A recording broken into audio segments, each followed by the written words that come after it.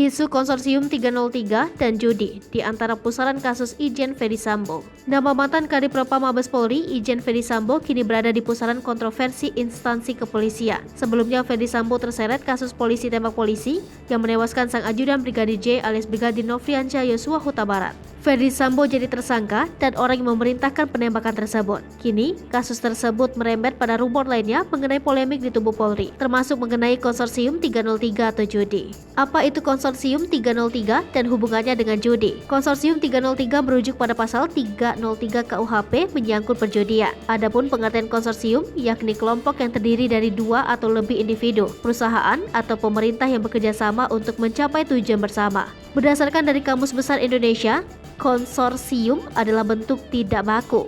Konsortium, himpunan beberapa pengusaha yang mengadakan usaha bersama, kumpulan pedagang dan industriawan, perkongsian, himpunan sarjana sebidang yang mengurus kepentingan bersama, pembiayaan bersama suatu proyek atau perusahaan yang dilakukan oleh dua atau lebih bank atau lembaga keuangan. 303 adalah penggunaan kode 303 pada situs perjudian online yang kemungkinan memberikan identitas atau mempermudah para pemain untuk mengenali penawaran perjudian online, sehingga konsorsium 303 dapat diartikan sebagai sebuah perusahaan situs judi yang dikelola lebih dari dua orang atau lebih.